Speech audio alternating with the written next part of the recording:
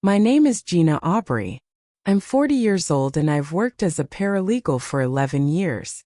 I've read thousands of contracts, depositions, and court filings. None of that prepared me for what my sister did. 4 months ago, my mother died. She left everything to my daughter Sophie. The house on Maple Drive. Her savings. $240,000. My older sister Deborah got nothing. Not a dollar. Not even a mention. And when Harold Kimball, Mom's estate attorney, read those words aloud in his office, I watched Deborah's face go perfectly still. She didn't cry. She didn't shout. She sat with her hands flat on her thighs, her jaw tight, and stared at Harold like he'd read the wrong document. Then she stood up, buttoned her coat, and walked out without a word. The silence lasted exactly 48 hours. My mother, Ruth Aubrey, had lived in a small yellow house on Maple Drive in Millbrook, Ohio. She'd been a teacher for 31 years. After retirement, she spent her time in the garden, reading mystery novels on the porch, and baking lemon bars for every neighbor within 3 blocks. She had 2 daughters. Deborah was the charming one, the golden child. Our father had adored her. I was the quiet one. When he died 16 years ago, I got the leftovers. But Mom saw things differently. She noticed that Deborah visited when she needed money.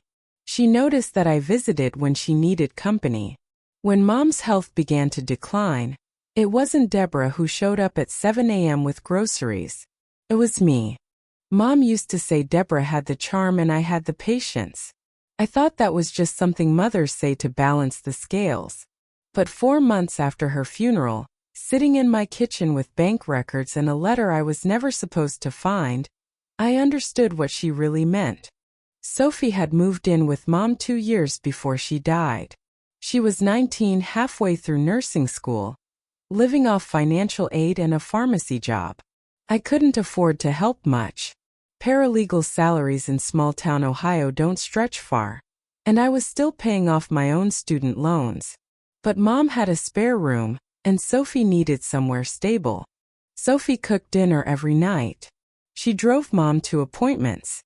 She sat on the edge of the bed and read aloud from the mystery novels Mom could no longer hold.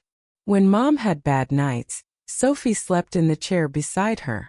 Deborah visited 3 times in those 2 years.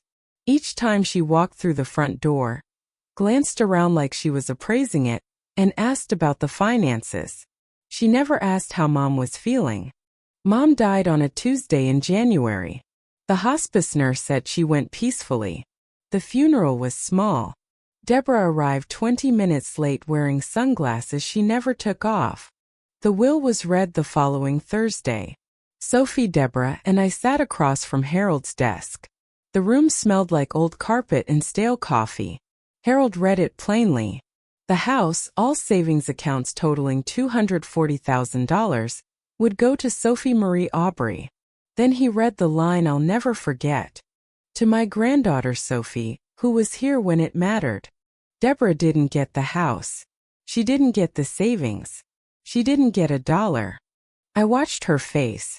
She looked at Harold like he'd made a mistake. He asked if there were questions. She said no. She stood up, buttoned her coat, and left without looking at either of us. 2 hours later she called me. Gina, this isn't fair. Mom wasn't thinking clearly when she wrote it. Sophie lived there. She had influence. My voice stayed level. Deborah, this was Mom's decision. She was evaluated by her doctor. The attorney confirmed her capacity. The will is valid. I could hear her husband Ray in the background feeding her lines. I'm her daughter. Her firstborn. You think she would leave me nothing? She left what she wanted to leave. She hung up.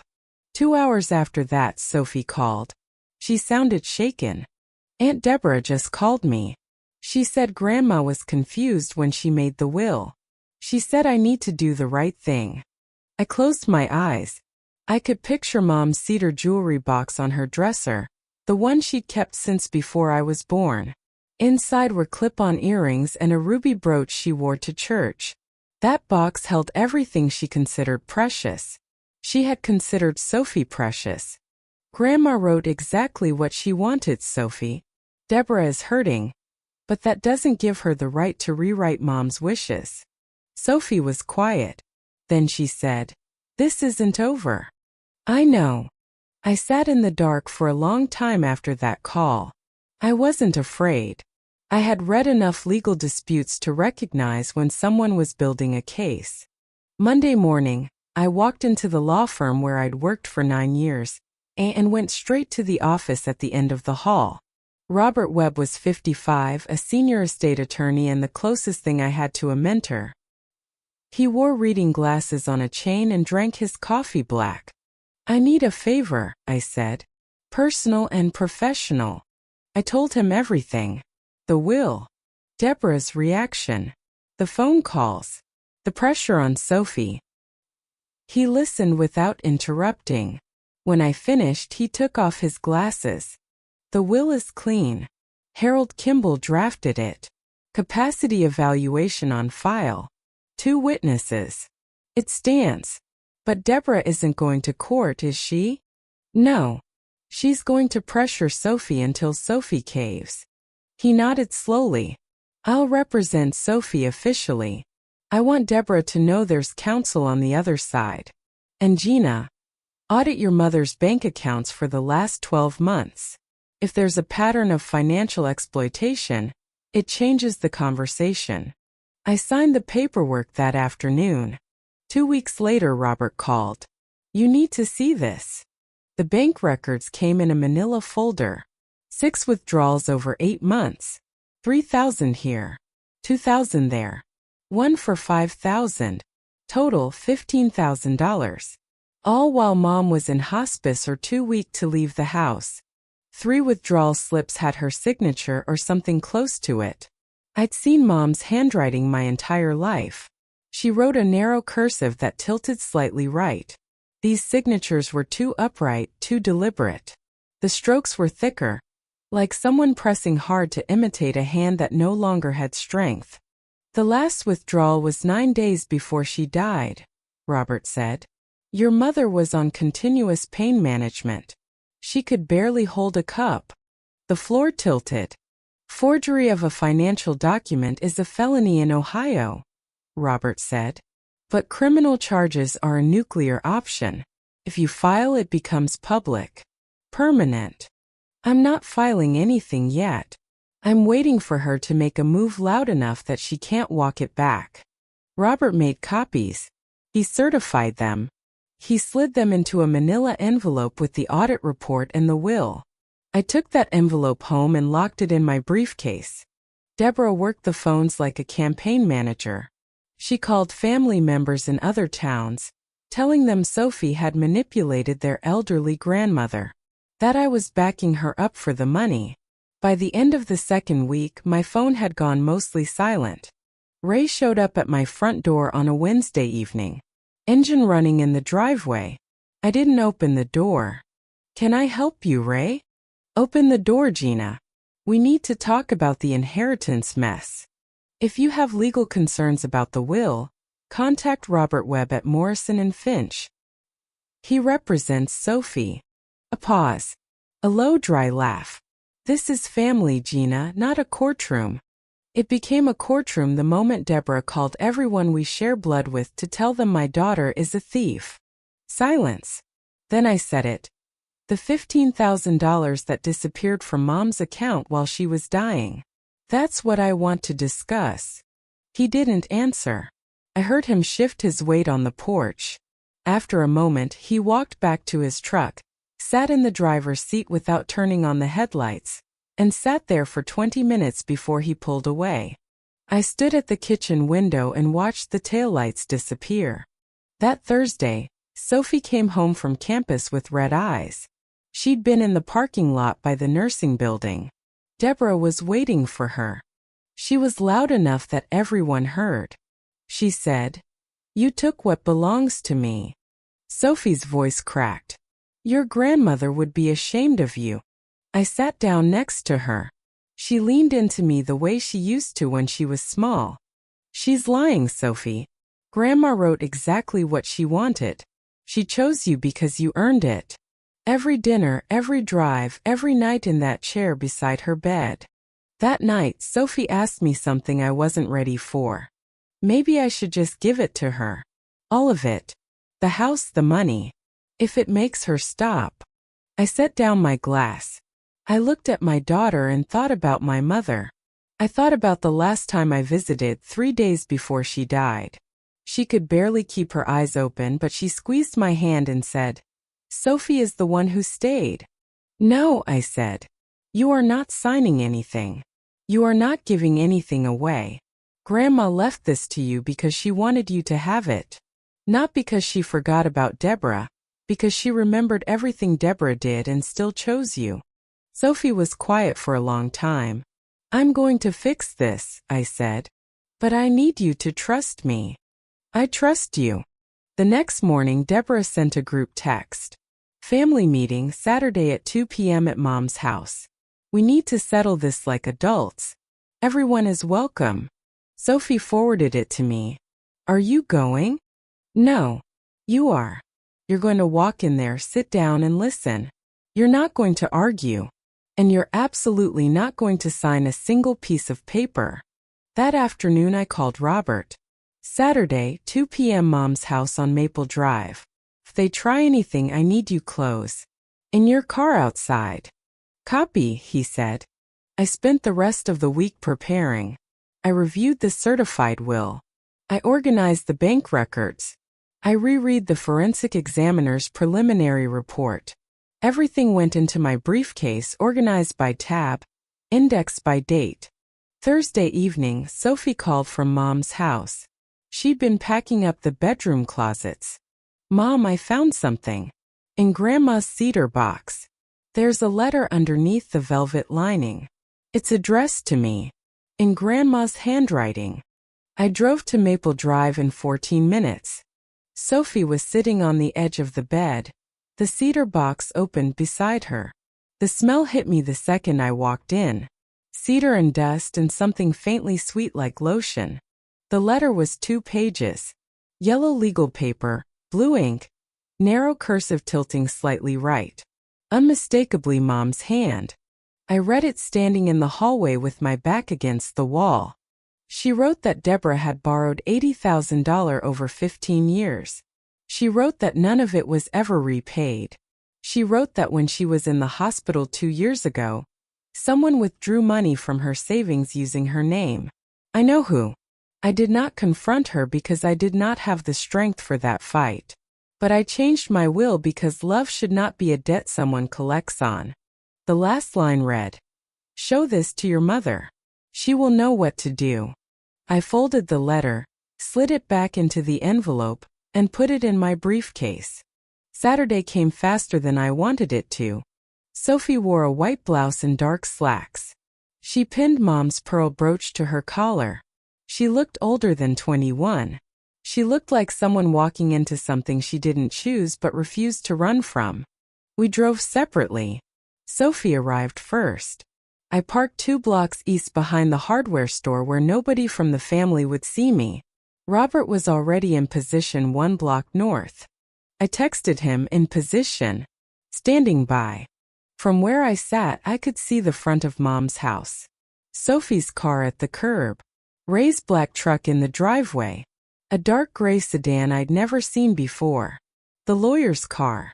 I watched Sophie walk up the front steps. She paused at the door, touched the pearl brooch on her collar. Then she opened the door and went inside. I sat in my car. My hands were on the steering wheel. My briefcase was on the passenger seat. The clock read 2:02. Sophie texted me.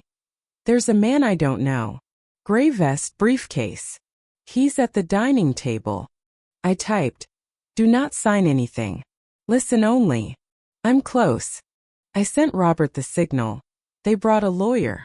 "You're up. Wait for my signal." Inside that house, 3 adults were about to pressure my daughter into giving away everything my mother had left her. I sat there. I breathed. I waited. Not much longer now. Sophie told me afterward what happened in the first 10 minutes. She walked into the living room and saw Deborah on the couch, legs crossed, hands folded, calm and composed like she'd rehearsed this for days. Ray stood by the window with his arms crossed, not saying hello. Brenda, Ray's mother, sat in the recliner wearing a beige cardigan and a face that had already decided who was guilty. At the dining table, a man Sophie had never seen before. Mid-40s, gray vest, leather folder open in front of him. His name was Neil Pratt. He wasn't an estate attorney. He was a general practice lawyer and a friend of Ray's from the VFW. There was a manila envelope on the coffee table, sealed, waiting. "Sophie, sit down," Deborah said. "We're so glad you came." Sophie sat in the armchair by the window, just like I'd told her.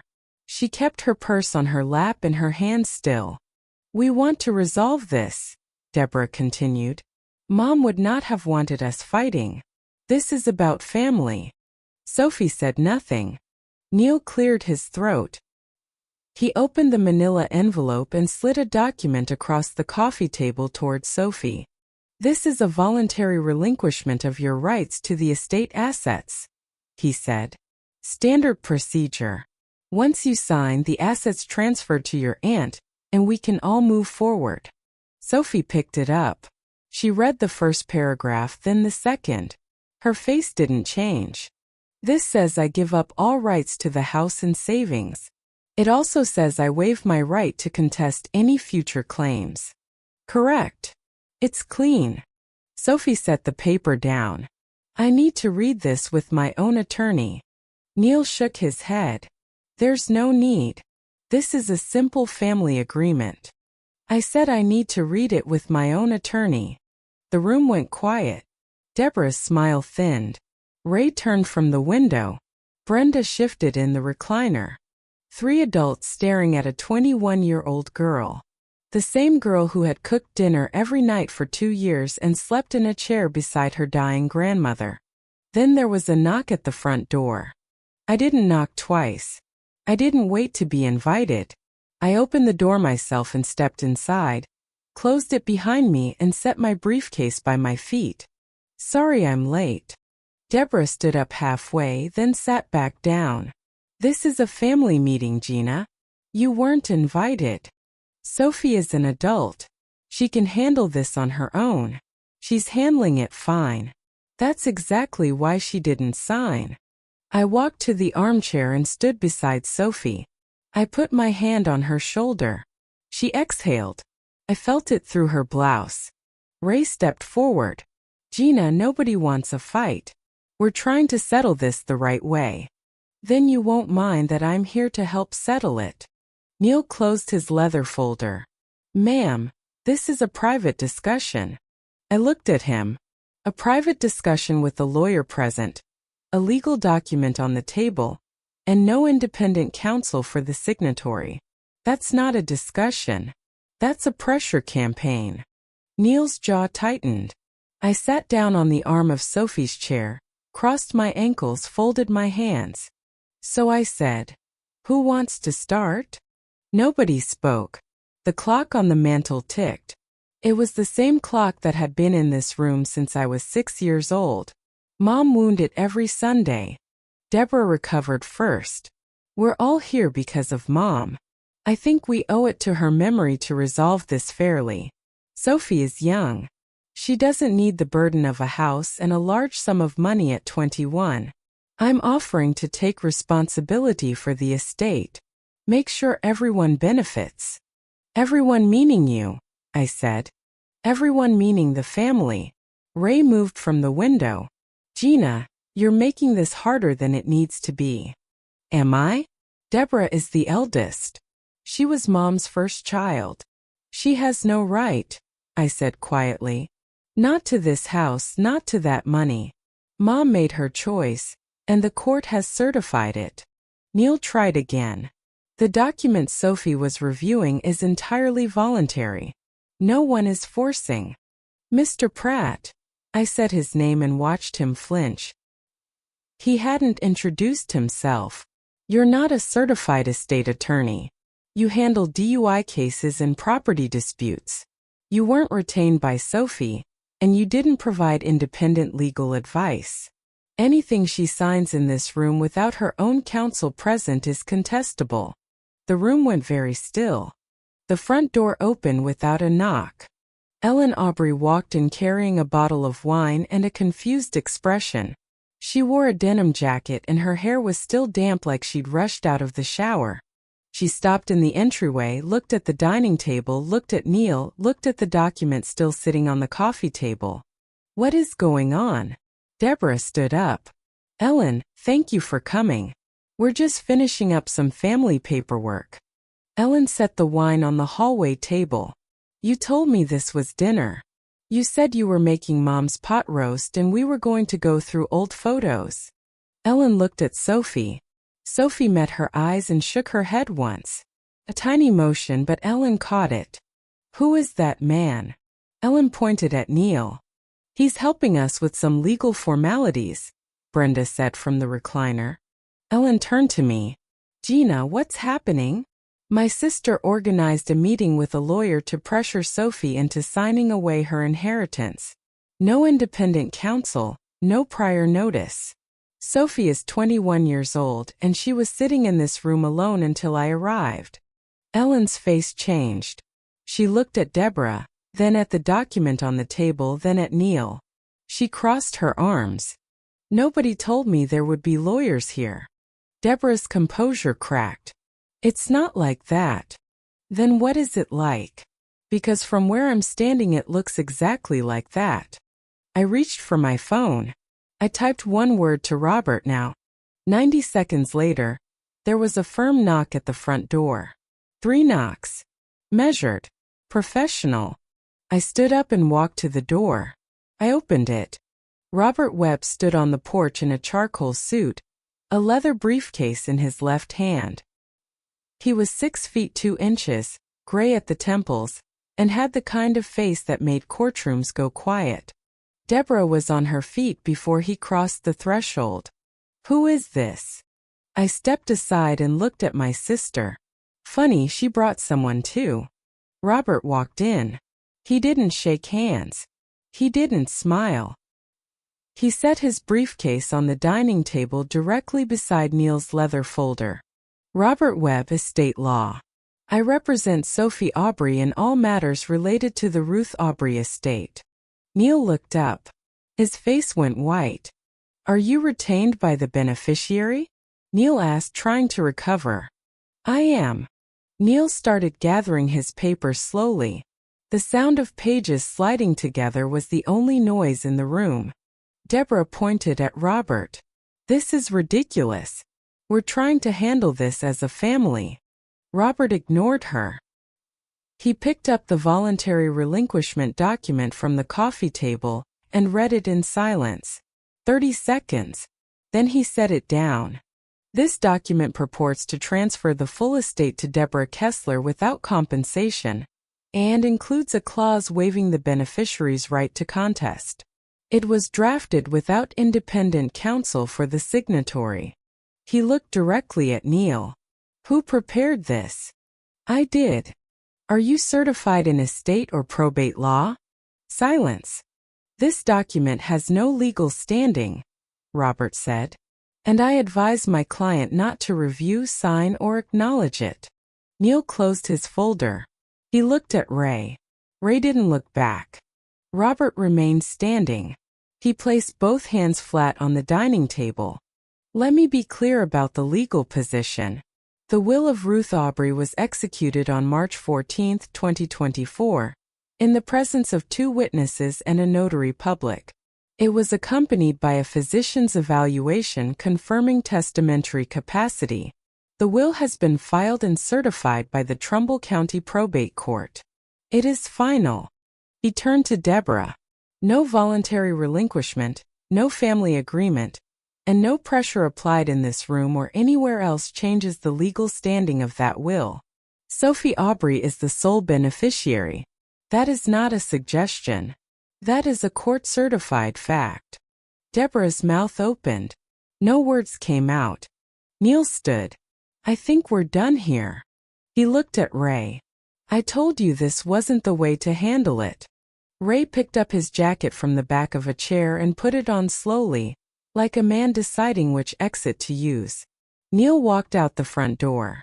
His gray sedan pulled away 30 seconds later. 4 people remained in the room, and the balance of power had shifted entirely. I sat down on the arm of Sophie's chair again. I opened my briefcase. The click was louder than it should have been. I pulled out a manila envelope.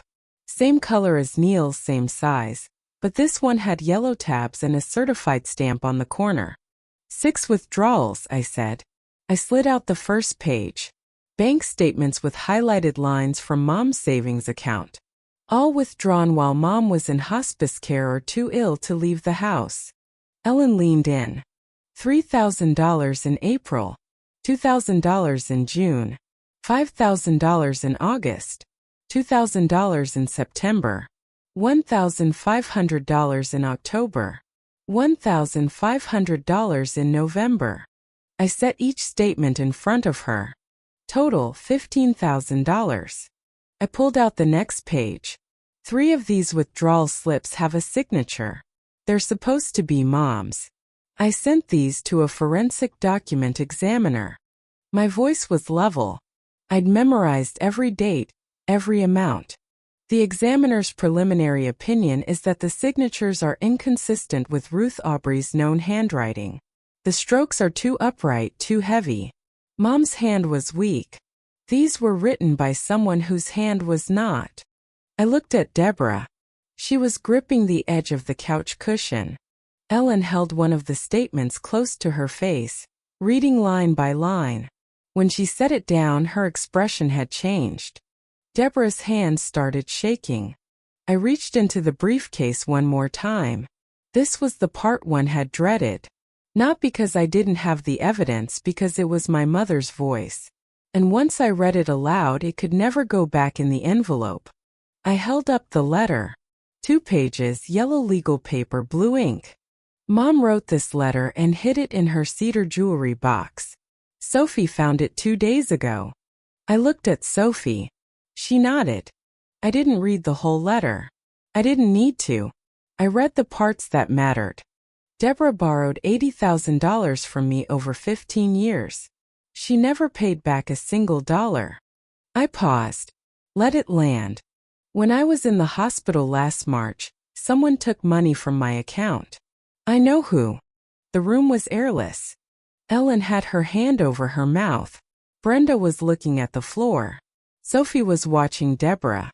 I kept reading. I did not confront her because I did not have the strength for that fight. But I changed my will because love should not be a debt someone collects on. I folded the letter and set it on the table between the bank records and the unsigned document. 3 envelopes. 3 truths. 1 table. Deborah's voice came out cracked and raw. She was confused. She was sick. She didn't know what she was writing. She knew exactly what she was writing, I said. She listed dollar amounts. She listed dates. She described the withdrawal while she was hospitalized. This isn't confusion, Deborah. This is a woman who ran out of time before she ran out of patience. Robert stepped forward. He had been standing near the dining table, silent, letting me present the evidence on my terms. Now he spoke. The will of Ruth Aubrey is valid and certified. No family meeting, no voluntary agreement, and no unsigned document changes that. He looked directly at Deborah. Regarding the unauthorized withdrawals, $15,000 were removed from your mother's account during a period when she was medically incapacitated. 3 withdrawal slips bear signatures that a forensic examiner has flagged as inconsistent with her known handwriting. He paused. Let it settle. Forgery of a signature on a financial document is a felony in the state of Ohio. We have not filed a criminal referral. Whether we do depends on what happens next. Brenda stood up. You cannot threaten her. She is grieving. Robert didn't look at Brenda. He kept his eyes on Deborah. You were never entitled to what you did not earn. The sentence landed like a stone in still water. Deborah slammed her palm on the coffee table. The bank statements scattered. You have no right. She was my mother. She was mine too, I said. And she made her choice. Deborah turned on me. Her face was red. Her hands were fists. You planned this. You let Sophie walk in here alone so you could humiliate me. I let Sophie walk in here alone because you invited her here alone. I evened the field. Deborah's mouth opened, closed, opened again. Then she said something I didn't expect. Her voice broke first, then her posture. She sat down, not on the couch but on the floor, right there next to the coffee table, like her legs had given up on holding her. Ray left me. The words came out small, stripped of performance. Just a woman on a living room floor saying the thing she had been hiding for months. He moved out in February. Took his name off the mortgage. I've been covering it alone on one income. I'm 3 months behind. The bank sent a notice last week. She pressed her hands to her face. I needed that money, Gina.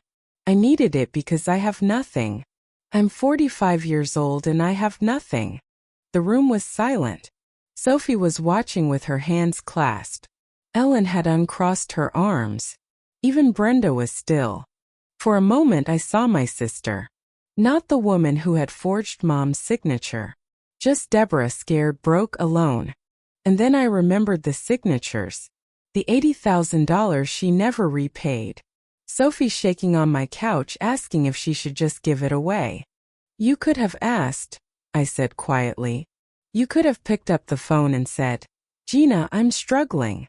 You could have been honest with me, with Sophie, with anyone. Instead, you forged Mom's name while she was dying. You showed up at Sophie's school and called her a thief. You organized this meeting to ambush a 21-year-old girl into signing away her future. I let a beat pass. That was your choice, not mine. Ellen was the first to speak. She had been standing near the hallway for 20 minutes, watching everything with the quiet attention of someone who came for pot roast and ended up in a courtroom. She looked at Deborah on the floor. Then she looked at me. I came here because Deborah told me Sophie was being greedy, that she had manipulated Aunt Ruth, that you were backing it up to get money through your daughter. Ellen shook her head. I was ready to believe her. She picked up one of the bank statements from the table, looked at it, set it back down. I see now who was greedy. Deborah flinched. Ellen turned to me. Gina, I owe you an apology. I should have asked you first. I should not have taken her word. You didn't know, I said. Now you do. Brenda stood up. She picked up her purse, buttoned her cardigan, and walked out the front door without a single word. The screen door clapped shut behind her. Deborah sat alone on the floor of our mother's living room. The house that belonged to Sophie. The house where Mom had wound the clock every Sunday and made lemon bars for the neighbors. The house Deborah had tried to take. I put my hand on Sophie's shoulder. She rose from the chair. Let's go home, I said. Sophie paused at the door. She looked back at Deborah and for a moment I thought she might say something. But she didn't. She just touched the pearl brooch on her collar and walked through the door. Some things don't need words. 3 weeks later, Sophie finalized the estate transfer. The house on Maple Drive was officially hers. The savings account was moved into her name. Robert filed a formal letter to Deborah. It stated that we were aware of the $15,000 in unauthorized withdrawals. It stated that a forensic handwriting analysis had flagged the signatures. And it stated that if the funds were not returned within 30 days, the matter would be referred to the county prosecutor's office. Deborah returned the money in 10 days. She didn't call. She didn't write. She wired the funds with no message attached. $15,000 appeared in Sophie's account on a Tuesday afternoon. Sophie didn't celebrate. She set the money aside for renovations. She moved into the house the first week of April. She kept most of Mom's furniture. She repainted the guest room a soft blue and turned Mom's bedroom into a reading room with new shelves, a lamp with a warm bulb, and a comfortable chair by the window. She placed the cedar jewelry box on the top shelf beside a framed photograph of Mom at the kitchen table, mid-laugh, flower on her apron. The box that once held brooches and old earrings now held something else. A letter. A reminder. A woman's voice still clear after everything. Gina and Sophie had dinner together every Sunday at the Maple Drive house. Ellen came twice. The first time she brought a pie. The second time she brought her daughter. Nobody mentioned Deborah. One Sunday in late April, Ellen was at the house for dinner. Sophie was telling her about the reading room, about how she'd arranged the shelves by genre the way Grandma used to. Ellen asked about the meeting. Sophie smiled. The look on Aunt Deborah's face when Mom walked in. She was completely calm, set down her briefcase like she was arriving at the office, and all she said was, "Funny, she brought someone too." Ellen laughed. "Your mom is something else." "She is," Sophie said. "She always has been." I was in the kitchen washing dishes. I could hear them through the doorway. I didn't turn around. I just stood there with my hands in warm water and let my daughter's voice fill the house. The cedar box sat on the shelf in the next room. The pearl brooch was in Sophie's jewelry drawer. The lemon tree Mom had planted in the backyard was starting to bud. Here is what I learned. You don't have to shout to be heard. You don't have to fight to win. Sometimes all it takes is the right documents, the right timing, and the willingness to stand between your child and anyone who would take from her what she earned. Nobody is entitled to what they didn't earn. Not by birth, not by age, not by the volume of their voice in a crowded room. Patience is not weakness. Preparation is not revenge. And protecting your family is not something you ever need to apologize for.